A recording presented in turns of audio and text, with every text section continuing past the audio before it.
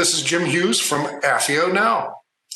We are a series of recorded presentations of former U.S. intelligence officers who have great stories to tell.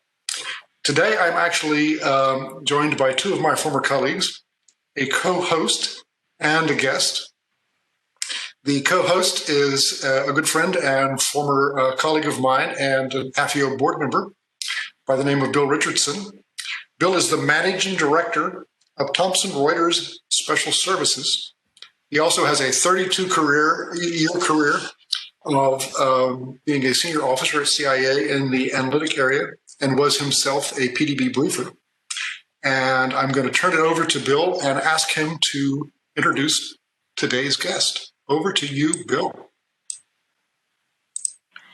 Jim, thanks very much. And it's a pleasure to be here, and even a greater honor and pleasure to introduce David Priess, who will be interviewing today. And David, great to see you again as well, and Jim virtually, but great to see you. And again, an honor and pleasure to interview you about your book. And that book is The President's Book of Secrets. And it's an absolute authority on intelligence briefings to U.S. presidents. And I'm really interested in knowing, what was your inspiration for writing the book? Thanks, Bill, and thanks, Jim, for teeing this up. Back in the day when I was also working at the agency, I applied for a job as one of the daily intelligence briefers. And back then, it was a relatively small team. This is early in the George W. Bush administration. But it was not long after 9/11, and they were hiring a few briefers. And I won't go into the details of it, but during one of the interviews, they asked me a question, something about how I would handle a certain situation if I were giving a briefing. And my answer, I'm sure I said something, but I also remember saying, well, certainly I would, consult the standard operating procedures or whatever handbook you have based on past briefers' experiences.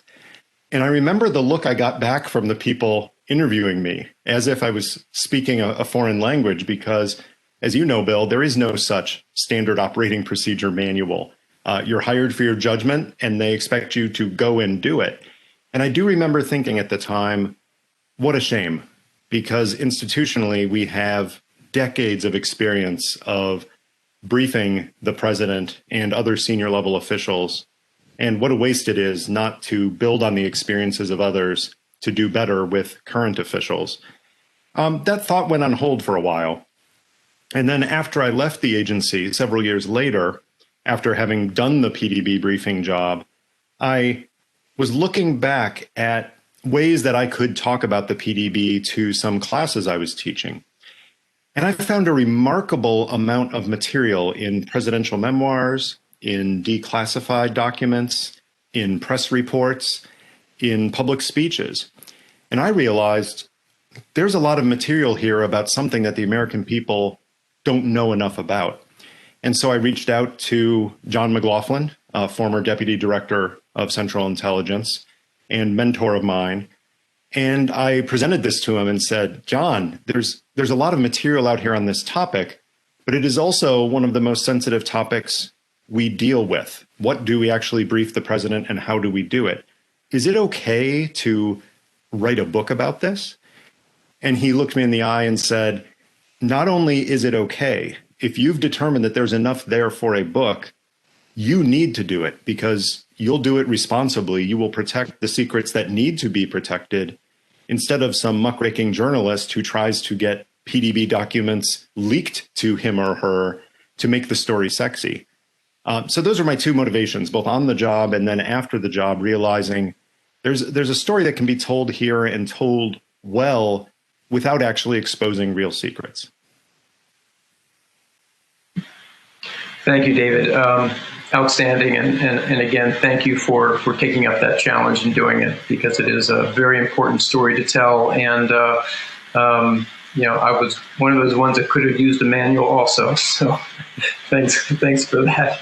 For those who may not be familiar with this book, David, what are the main themes that underlie the most privileged relationships between the intelligence community and the Oval Office?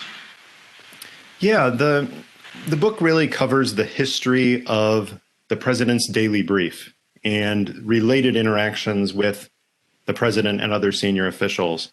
So in that vein, it really focuses on this daily document that has been provided to U.S. presidents for decades now, and how that has changed over time.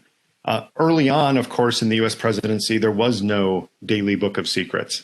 Presidents just got by on what they could, getting the Secretary of State to give them diplomatic messages, but no intelligence to speak of until World War II.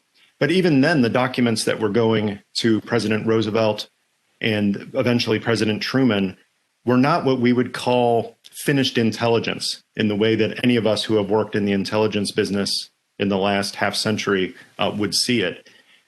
It started developing a bit under Truman and Eisenhower, but it was still not personally tailored to the person who was the president. Instead, it was just offered to the president without any regard to how that person might take it. That changed with John F. Kennedy.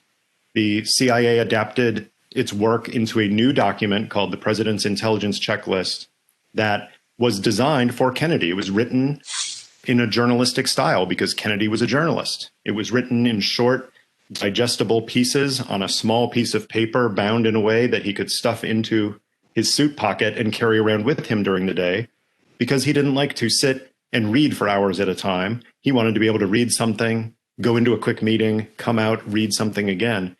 And this President's Intelligence Checklist eventually transitioned into the President's Daily Brief in 1964 for President Johnson, and it's kept that name ever since.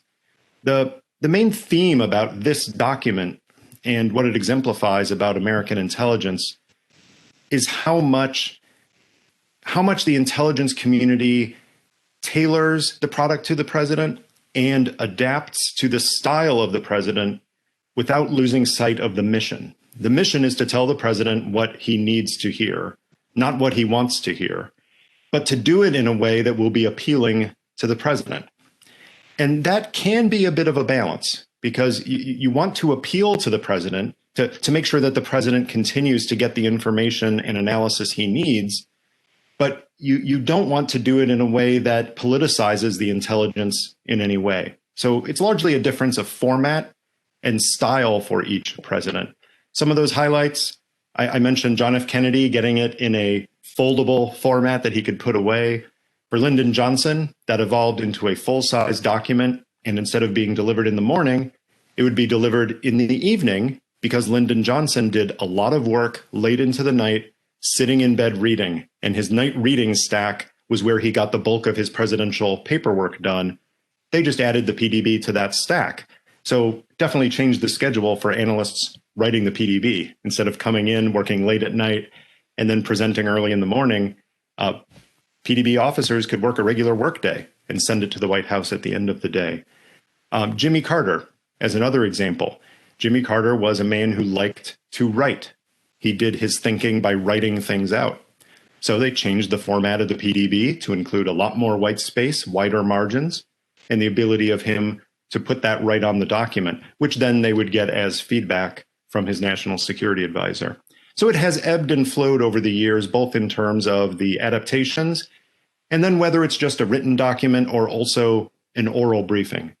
Gerald Ford was the first president to take an oral briefing as part of the PDB process from an actual working level intelligence officer, in his case, Dave Peterson. And then both George Bushes took daily in-person briefings whenever they were in Washington in the Bush case, and no matter where they were in George W. Bush's case. These themes weave throughout the book to tell a story of an adaptive intelligence community that never loses sight of its core mission. No, that's excellent, David. Thank you. And you know, having the 60 years or so of the PDB and the constant evolution of it is a really fascinating read for me, and to get to where we are today.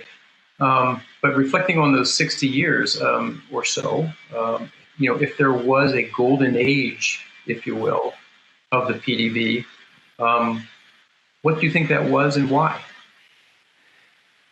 It's a good question because it depends on how you measure it. I think each president found that they appreciated the president's daily brief for what it gave them, but all of them felt like they wanted more. And when I interviewed several of them for this book, I think that's exactly what Bill Clinton told me, is he wished that it had been even better. But again, what president wouldn't want? Better intelligence all the time. The two administrations that stand out the most are the Bush 41 and the Bush 43 presidencies. The former, because this was the first time that we'd had a president who understood the intelligence business really well. You could say that Dwight Eisenhower understood it, but it was very much from a military commander's point of view, not from an intelligence collection and political decision maker point of view. Bush 41 was that man, having been director of Central Intelligence himself, and then being a very avid consumer of intelligence for 8 years as vice president. So he came into office knowing what he wanted. He also knew that he needed to protect the material in the PDB if it was going to be of the most use to him.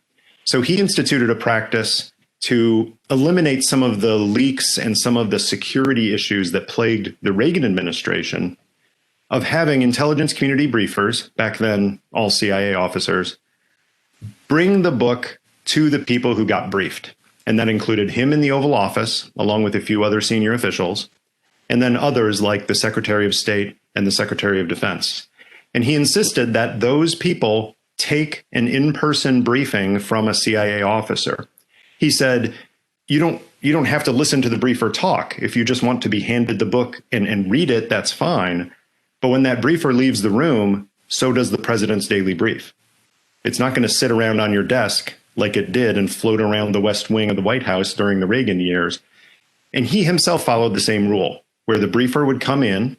Back then, it was almost exclusively Chuck Peters or Hank Applebaum. And they would brief the president when he was in town, and a few others would attend the briefing, and then they would leave. And it led to a very robust, useful two-way relationship, whereby the president got the most sensitive information on a daily basis that sometimes he would act on right away, where he would pick up the phone and call up a foreign leader based on something he read in the PDB, and he would just look at his national security advisor, Brent Scowcroft, and say, let's call the prime minister and act on this. And they would do it. It also gave the intelligence community really good feedback from the president about what was useful and what wasn't, because he wasn't shy about pushing back when he did not like the analysis he received. I will also mention another administration as a possible golden age for the PDB, and that is the Bush 43 administration.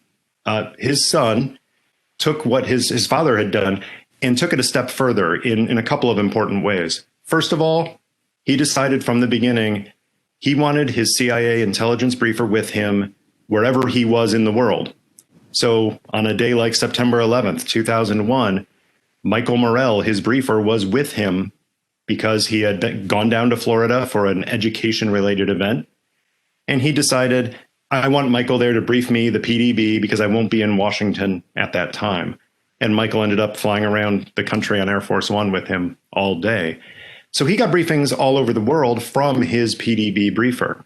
Not only that, but the PDB briefings evolved in his second term to include even more information. And this is because of things like the Iraq War and the quagmire that was starting to develop there. Some presidents might have said, I don't want to get this intelligence every day anymore because it's mostly bad news. It's mostly pointing out how bad things are getting and how much worse they could get. Bush went the opposite route. He actually doubled down on intelligence and said, I don't just want the PDB every morning. I am also going to add a series of what eventually became called deep dives, where senior analysts from across the IC, CIA at first and then across the IC, would come in to talk to the president in depth later in the day about various topics. At the beginning, largely Iraq and Afghanistan, but over time, ended up touching every continent and almost every issue on the president's agenda, giving hundreds of analysts the chance to get real face time with the president talking in the weeds about specific topics. If that's not a golden age for briefing the president, I'm not sure what is.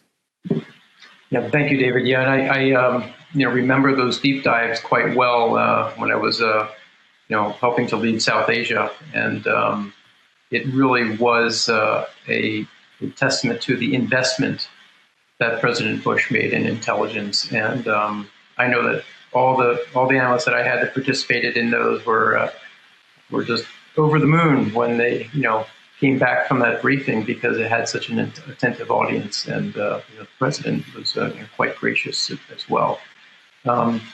You've talked a lot about whether directly or indirectly on the research that you've done, and it is quite impressive, of course. And you did more than 100 interviews for this book, including all of the previous administration's living presidents and vice presidents, and CIA directors, and almost every former national security advisor, secretary of state, and so on. Of all those personalities and interviews, who surprised you in those interviews, and how? It was surprising in several ways. First of all, it was surprising that so many people wanted to talk about this. This is a sensitive topic for many. And of course, when you're at the level of a president or a vice president, certainly, but even of a former secretary of state, secretary of defense, or other senior official, you have no shortage of demands on your time. And yet, almost to a person, the dozens upon dozens of people I reached out to were eager to participate. And that was a bit of a surprise. I only found out later that I had some significant help. Some help I knew about. I knew that Mike Hayden, for example, who I interviewed early in the process, was a fan of the project and was opening doors for me in various places to talk to others and to vouch for me, essentially. But only later did I found out that the same thing was happening from George H.W. Bush and his chief of staff. I had spoken with him relatively early in the process, gotten some information from him, and then suddenly my calls to President Bill Clinton's office and President Jimmy Carter's office and other officials, those calls were getting returned. And it was after the project came out that I found out that they were calling him and saying, "Who's this David Priess guy calling me? Is this legit?" And he would give a thumbs up and say, "Yes, this is a real project." Obviously flattering and honoring on my part. It also showed that he cared about the project. He ultimately wrote the foreword for the book and used it characteristically not to brag about himself, but to pat people on the back who normally aren't thanked, which are intelligence officers. There was a bit of a surprise for me in one of the interviews, and it showed my naivete about doing this kind of research with busy policymakers. I remember sitting down with Henry Kissinger in New York to get his reflections on the book, which he had seen as National Security Advisor for Richard Nixon and Gerald Ford, and as Secretary of State when he was dual-hatted in that. A really crucial period for the PDB in so many ways. And I went in there, I had done most of my research already, and I got his impressions, his reflections on President Nixon himself, on the process in the White House, his impressions of this intelligence document. And I had found this wonderful gem, an archivist's dream. Going into the presidential libraries, I found this document from March 1970, a memo produced by Andy Marshall, who ended up doing great things at the Pentagon, but at the time was on a contract to support the National Security Council. And they had tasked him to do a study of the paper flow of intelligence to the president, because the National Security Council and the White House Situation Room give information to the president all the time. And that was certainly true for Nixon. And then suddenly, out of the sky, lands this president's daily brief that comes from this other organization, but clearly is focusing on some of the same issues, depending on the crises of the day. So Andy Marshall put together a study with some recommendations and proposals.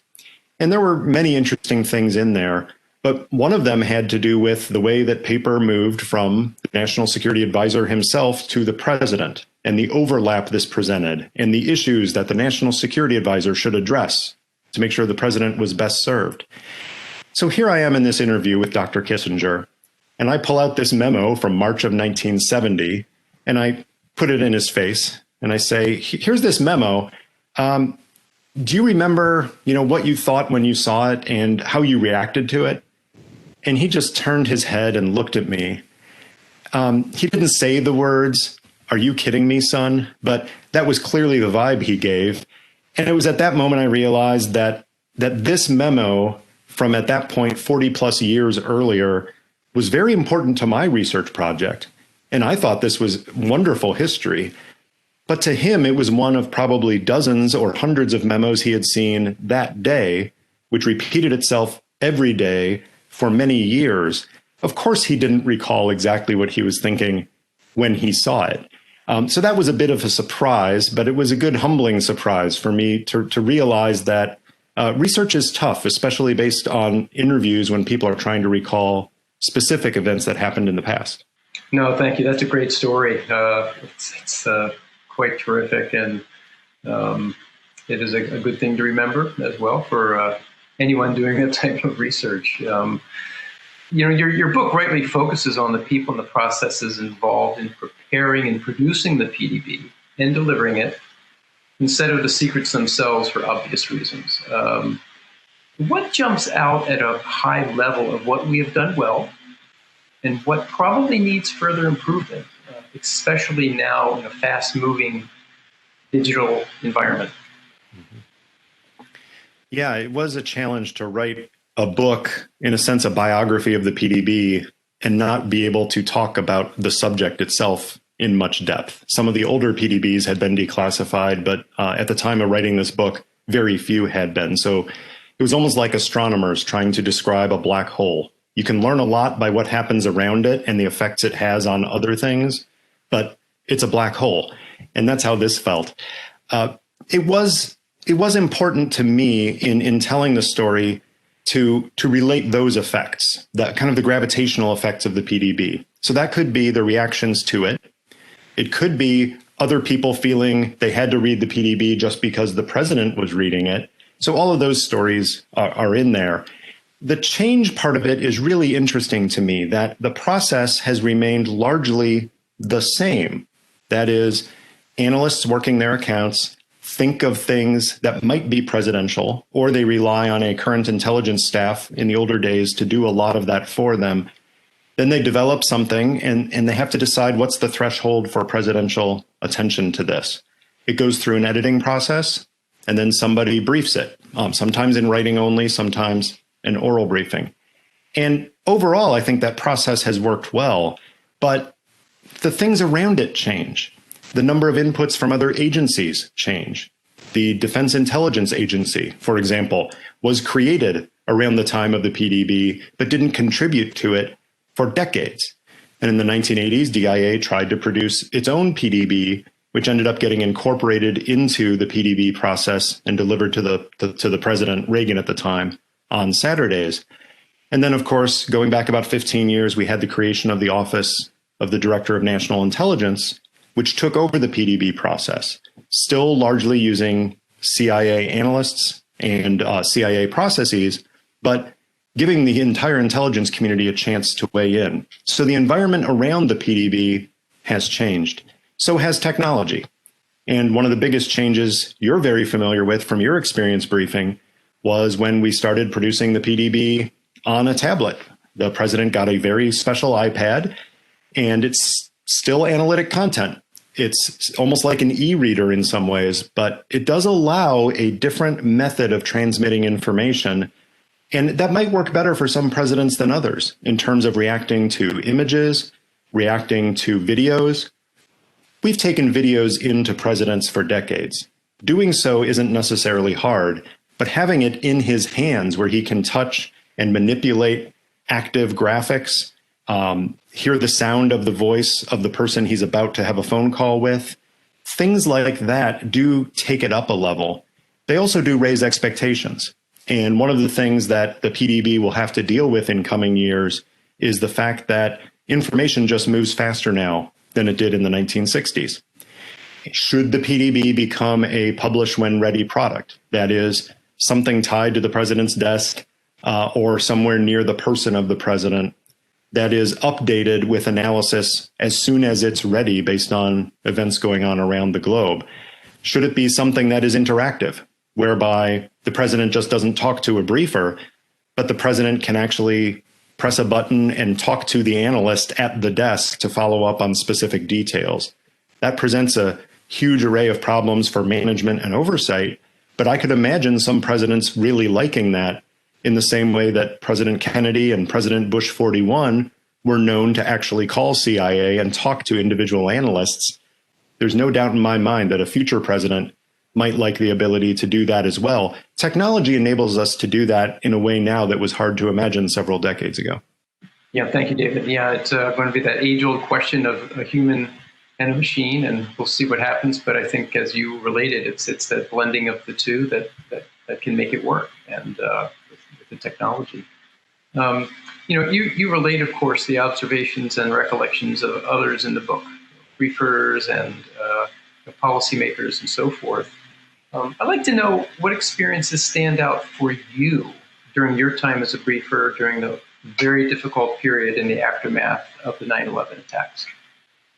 Yeah, that was an interesting time. I don't think any briefer would find his or her experience uninteresting, but it was not long after 9/11, and I was picked to be the daily PDB briefer for the Attorney General at the time, John Ashcroft, and the FBI director. That was Robert Mueller at the time, and for quite a bit of time afterwards.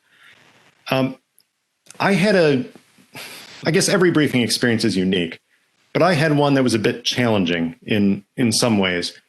First of all, instead of having one customer, I had two, and I rarely briefed them separately.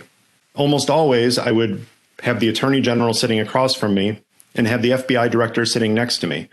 Both of them legitimate senior customers for intelligence, two very different personal styles, and yet I would be briefing them in the same setting.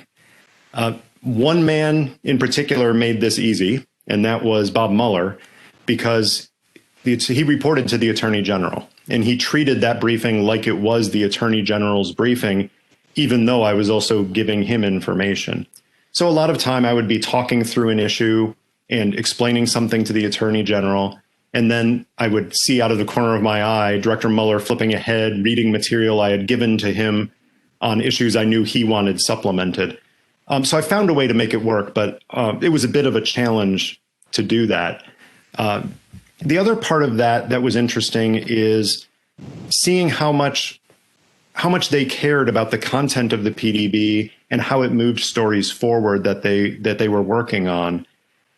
This mattered to them in particular because every morning after my briefing, they would run downstairs, get in a car, and go up Pennsylvania Avenue to meet with the president, the vice president, the Homeland Security Advisor, and the National Security Advisor. And this was a daily terrorism-related meeting that happened right after the president himself received his PDB briefing.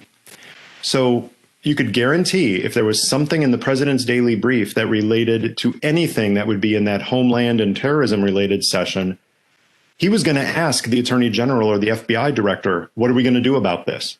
And if they weren't prepared from my briefing to know what he was talking about, they failed him and I failed them. So I felt like I had almost a double job there. I had to explain the same analysis that all the other briefers were doing for their customers, but I also had to prep them not to fail the commander-in-chief that they were about to go and brief themselves. Most of the time that was relatively easy because I had great help. I had the president's briefer who I could be in touch with right after the briefing to find out if anything had come up, sometimes coordinating with them before going in terms of making sure that we had the same supplemental material going in. So that generally worked well. The only real difficulties in it were the days when odd things happened. And you know this from your briefing experience. When something's just out of the norm and you have to handle those curveballs that you weren't expecting. In my case, the one that stands out the most is one day I'm in the briefing room that we normally briefed the SIOC at the Justice Department. And Bob Mueller was uncharacteristically not on time. Usually the briefing started at, and I don't recall the exact time, maybe 7 o'clock, maybe 6:30. I don't remember exactly when. But normally you could set your clock that he would be there before that time, well, within a minute or two. Not this day. I remember looking at the clock and noticing the Attorney General's there, and he's actually waiting for the briefing to begin. We're just engaging in small talk. And I look at the clock and it's just there. And right then I hear footsteps coming down the hallway outside, approaching the open door into this big conference room. And I look over and I see the FBI director coming in the door, and he's talking to somebody. And clearly there's someone behind him, because as he turns the corner toward the seat that he normally sits in next to me, I see a boom microphone coming in the door after him. And that's not a normal thing when you're in a PDB briefing. Maybe your experience was different than mine, but normally you didn't have a TV news crew following your principal in as you're sitting there with the PDB wide open. So I had that moment of panic of the nation's secrets being revealed on live TV. Later on, I found out that this was a recording session for one of these things on network TV, getting to know the FBI director, a day in the life at the Bureau, something like that. And Director Mueller was allowing them to follow him around through much of the day. Well, as he turns this corner and comes towards the chair, he must have seen this look of horror on my face, because he stops and seems to have realized what's happened. And he looks at me and says, David, essentially saying, do you want the crew, can they come in here or not? And I look at the PDB with the top secret President's Eyes Only on it. And I look at him. I say, no, not my call. It's not my conference room, but he had asked me whether it was appropriate or not. And I think my no was emphatic enough that without looking back, he reached behind him, slammed the door onto the microphone for these poor people standing outside, signifying that the briefing was ready to begin. It turned out well, but I always felt a little bit funny about that. I was pleased to see that did not show up in the produced special that they made about the FBI director.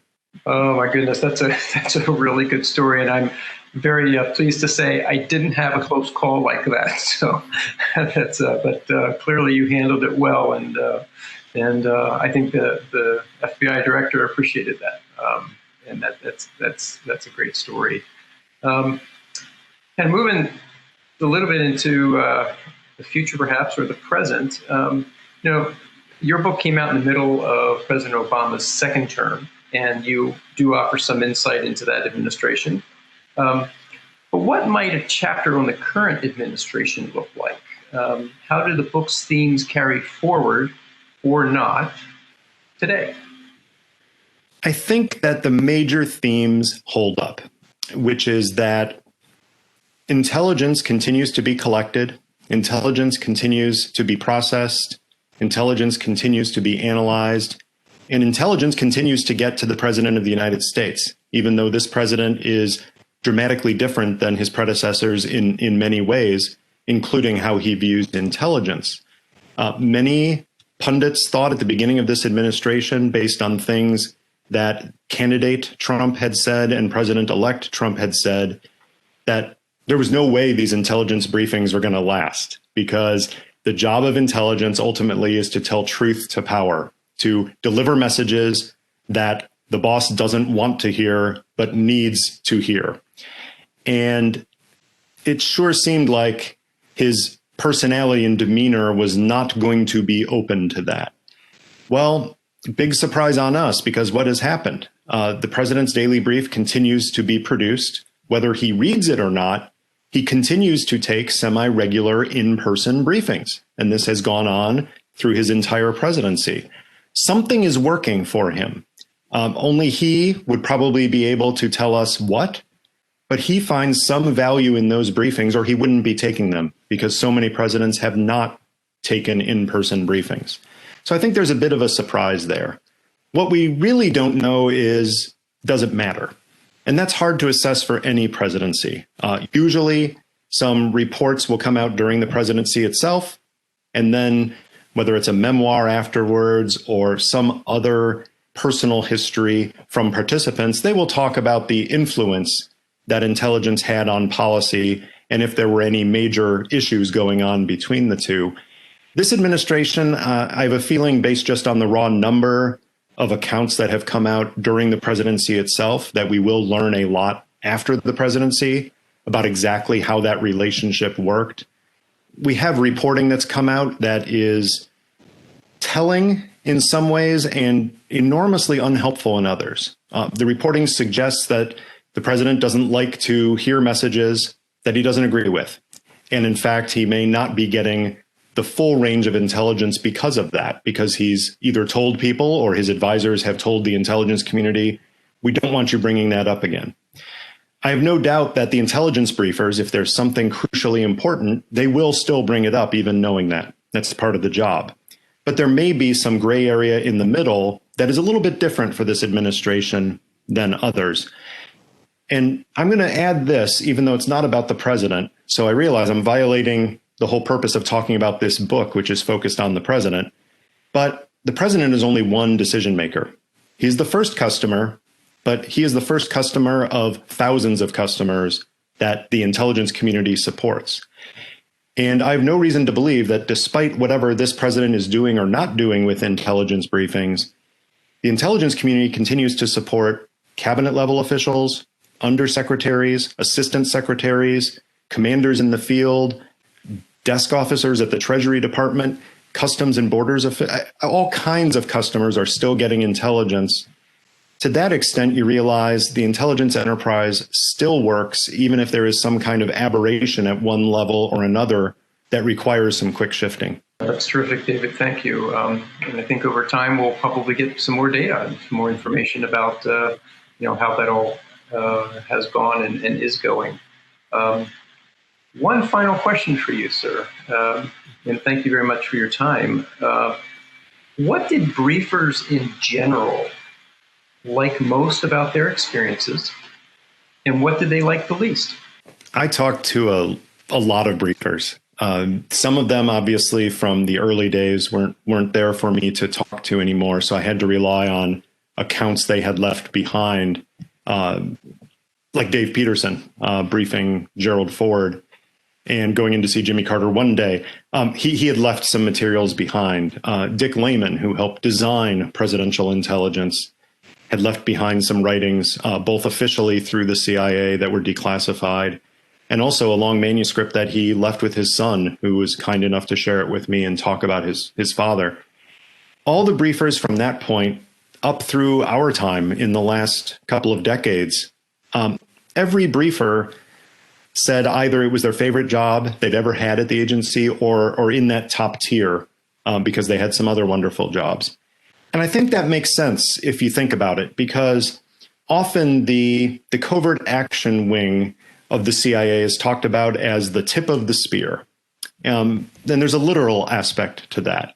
But when it comes to the intelligence enterprise overall, the only reason we collect all of this intelligence and put so much time and effort and skill into spotting, assessing, developing, and recruiting sources, and then handling those sources, often in great peril, is to get information that will be useful to policymakers. And the tip of that spear is the president's daily brief. It is getting information to the policymakers who either make decisions or inform the ultimate decision maker. And I think that has actually worked well overall. The briefers who have done so feel like they're carrying the burden of the intelligence community with them. No one I talked to took the job casually. They all took it very seriously and thought, I have a lot of responsibility here. In your case, Bill, you're briefing the president, and you know that the president can issue an executive order. He can order the fleet moved. He can call up a foreign leader. In theory, he can deploy U.S. forces based on something you say that he thinks has a policy impact that he should act on. In my case, I briefed the PDB in the White House a few times, but not the president. For my customer, sometimes I would go home after a day of briefing and meetings, and I would turn on the television, and I would see the Attorney General of the United States on television giving a speech about an arrest or something else. And I would hear my words coming out of his mouth because he paid enough attention to the intel briefings that went into what he was saying. That's real impact. And as a briefer, I felt the responsibility of that. And I know most others did as well. The only negative side that I felt from some of the people I talked to, in one case, they felt like they wanted even more access. This is the case of when there were briefers who did not get to see their principals every day, or the principals preferred solely to read the document instead of to interact with the briefer, in which case, at the extreme, the briefer becomes a glorified courier, delivering the document, waiting around. There's not a question. You say thank you and you leave. That has happened through much of the agency's history. More recently, most briefings have been more interactive than that. So briefers generally love that experience. And then also just the timing of it all. You remember well that when you have a morning briefing, you wake up sometimes around midnight or 1 a.m. You get to work. You spend the bulk of your day prepping for that briefing, asking the questions of yourself that you think the customer will ask you, and then going into that briefing and it's game time. Afterwards, sure, you get to go home earlier than you used to on your last job, but you also get a few hours of sleep and then begin the cycle again. And for some briefers, that regular, not quite a night shift, but that shift of briefing on a different schedule and then trying to adjust back on the weekend to enjoy time with family when you could, that could actually be very difficult over a year or two of time. But again, everyone who told me that it was difficult for various reasons said it was totally worth it to be able to brief this information to the president and other top officials. Yeah, David, thank you. Yeah, all of those themes resonate with me. And just a short vignette is I remember going into the bubble for my orientation in 1982. And one of the slides, because of course these were hard copy slides, showed a figure with a briefcase walking into the West Wing, and the narrator or whomever was running the orientation said, yeah, and each day one of our senior officers goes into the White House to brief the president. And I'm thinking to myself, as a very 2 days with CIA, thinking, yeah, that sounds kind of cool. Never even dreaming that I would have that privilege and opportunity. And lo and behold, later I did. And like you said, the most meaningful, I think, experience in my professional life, and that privilege to represent not only CIA, but to represent the intelligence community in, the best intelligence in the entire world. And that was an honor for me. Let me follow up on that with you, Bill. So you come in at a time they're promoting that we're briefing the president, which we weren't. We were taking the document into the White House, and the national security advisor would get a briefing, and the vice president would get a briefing. But Reagan himself didn't see a regular CIA briefer.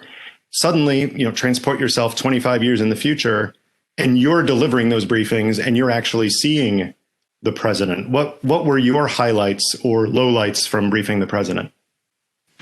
Well, I think I'm going to say that they're all highlights, and it is, as described to me by another PDB briefer, that going into the Oval Office every day is a character building experience, and it changes the next day and the next day. It's always different, to say I was nervous every day would be absolutely true. Why? It's pretty important. You're there to represent, again, the work of a lot of men and women across the IC who also stay up late finishing their pieces. But I think just that knowing and to be in that situation, I was most honored and felt quite privileged. And like you said, I mean, when you may not be in a briefer role and have your account, so to speak, at the CIA, you're not necessarily exposed to all of the great things that the agency and the community does. When you're looking and briefing the book every day, I'm almost humbled to say, look at what these great Americans are doing to provide intelligence, to the senior-most policymakers, including the president. And that's pretty cool. Yeah, it's great to hear you say that, because I had a similar experience too. I have to say there were some days, and there weren't many, where I would come in groggy-eyed at 2 or 3 in the morning, and I would look at the draft President's Daily Brief, that was going to be delivered to the president and other customers in a few hours. And I would look at it and say, that's it? You know, we have how many tens of billions of dollars going into the intelligence community, and this is what we're giving to the president today? And honestly, those weren't the best days. And then I found out that, in fact, some of those were actually okay, because I didn't think it was great, but it actually met the president where he was on a topic, even if it didn't have the sexiest secrets in it, but it did give him what he needed. Many more days I came in, opened up that draft PDB. I said, wow, now I understand why we spend tens of billions of dollars on intelligence, because we had some really knockout pieces, both in terms of collection getting into the PDB, but also some really fantastic analysis, some work to put the pieces together in a way that was helpful to the president. And those days I felt proud as a briefer to represent that effort. Honestly, I also felt good as a taxpayer, feeling like, you know, we put a lot into this, and it's days like these that it really pays off. Yeah, absolutely, David. Couldn't agree more. And thank you so much for your time today. This has been a terrific interview, and your book is fantastic, and I learn even more by listening to you. So I appreciate that very much. And Jim, let me turn this over to you. Thank you, Bill and David. That was fantastic. Great job. You know, one of the founding principles of AFIO in its 45-year history is to broaden public awareness about the mission, role, and people of the U.S. intelligence community, to tell the stories that deserve to be told and to tell them well. You guys really did that today, so thank you very much. You know, as you gentlemen know, and most of our membership knows, starting with Kennedy Johnson, portions of the President's Daily Brief are now being declassified. And CIA actually holds a public event to present those to the public. There have now been public events at the Johnson Library for the Kennedy Johnson years and at the Nixon Library for the Nixon Ford years. What our membership may not know is that AFIO is actually a joint sponsor of those events.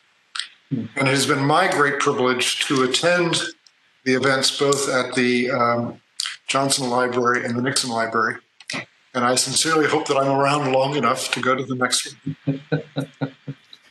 Well, if the 40-year declassification rule that was established to allow those declassifications continues, we are due now for the President Carter PDBs to be declassified and released. So hopefully you'll get the chance to do that. No, that's cool. Yeah, I can't wait to go to Georgia. So thank you, gentlemen.